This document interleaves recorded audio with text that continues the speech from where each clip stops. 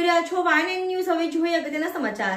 આજે circuit house ખાતે ગૃહમંત્રી હર્ષ સંઘવીની મીટિંગ હતી, ત્યારે વાલ્મીકી સમાજ દ્વારા નોકરીઓની માંગ સાથે સર્કિટ હાઉસની બહાર જ રોકી દેવામાં આવ્યા હતા।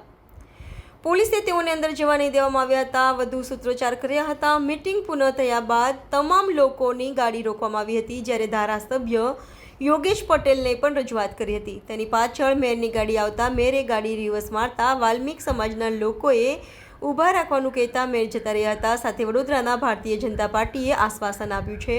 પ્રમુખ ડૉક્ટર વિજય શાહે તમારી જે માંગો છે તે ધ્યાને રાખીશું, જ્યારે ગમે ત્યારે તમે મને મળવા આવી શકો છો। 1200 કર્મચારીઓને નોકરી અપાઈ છે તેવું ડૉક્ટર વિજય સાહેબે કહ્યું હતું। Reporter Rahul Rajput, YNN news, Vadodara.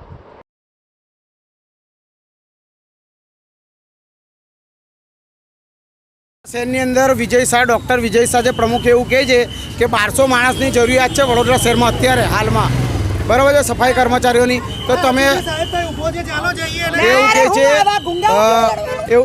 Vijay Shah, doctor Vijay Shah એવું કીધું છે કે 5 વાગે તમે શીતલ મિસ્ત્રીને મળો અને અમે લોકો ભરતી કરવા માટે તૈયાર છે, પરંતુ તમે આ શાંતિ દોરવાનું કામ કરો। શાંતિ દોરો, અમે કંઈ ગુંડા છે, અમે કંઈ આરોપીઓ છે? અમે શાંતિ દોરવાની વાત નહીં। માનનીય ગૃહમંત્રીને અહીંયા મળવા માટે આવ્યા હતા, પરંતુ ગૃહમંત્રીના હાથ જોડ્યા। આ વડોદરા શહેરની જનતા સમજી જાય, ગૃહમંત્રીને હાથ જોડ્યા, તેમ છતાં ગૃહમંત્રીએ ગાડી ના ઊભી રાખી, અમારી સમસ્યા ના સાંભળી, કેમ કે મેયરે બી ગાડી ના ઊભી રાખી, પરંતુ આ લોકોને કોઈને કંઈ પડી નથી। ગરીબ ગરીબ જ થાય, એ વાલ્મીકી સમાજ હોય કે કોઈ પણ સમાજ હોય, દરેક ગરીબ માણસનું શોષણ કરવામાં આવે છે। જો તમારે 1200 માણસની ભરતી કરવી છે તો તાત્કાલિક ધોરણે, કેમ કે વડોદરા શહેરની અંદર સ્માર્ટ સિટીની વાત કરીએ તો સ્માર્ટ સિટી ક્યારે થાય છે? જ્યારે વાલ્મીકી સમાજના લોકો સવારે સફાઈની કામગીરી શરૂઆત કરે છે ત્યારે તમે સ્માર્ટ સિટી બોલો છો। તો પહેલાં આ લોકોની તાત્કાલિક ધોરણે ભરતી કરવામાં આવે। બધા વાલ્મીકી સમાજના છે, અને ખાસ કરીને માનનીય પ્રધાનમંત્રીની વાત કરીએ, મુખ્યમંત્રીની વાત કરીએ, જો મહિલાઓની સન્માનની વાત કરતા હોય તો કાલે કોર્પોરેશનની અંદર મહિલાઓને બાથરૂમ ના જવા દીધા। આ 23 લાખની જનતાનું, આ એ માર્કેટ 23 લાખની જનતાનું છે, તમારું નથી। મહિલાઓના આત્મસન્માનની વાત કરો છો, મહિલાઓને શૌચાલય જવા ના દીધું। શું નામ તમારું? યોગેન્દ્ર બારોટ, સામાજિક કાર્યકર।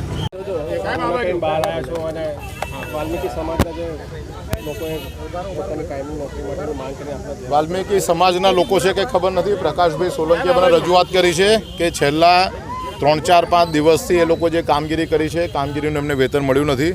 મેં એમને એવી ખાતરી આપી છે કે સાંજે સ્થાયી સમિતિના અધ્યક્ષને ત્યાં આપણે જવાનું, કોર્પોરેશનમાં જવાનું, જે તમારી જૂની જે બાકી છે એ તમને રકમ મળશે, અને આ રકમ મળે, કદાચ કોઈ મુશ્કેલી પડે તો ભારતીય જનતા પાર્ટીના કાર્યાલય પર આવીને રજૂઆત કરવાની તમને છૂટ છે। રકમ નથી જોઈતી, અમને શું જોઈએ? નોકરી। રકમ નથી જોઈતી, અમને નોકરી જોઈએ। નોકરીની માંગ એમની છે, નોકરીની માંગ એમની છે। 1200 આ બેન સદંતર ખોટું બોલે છે।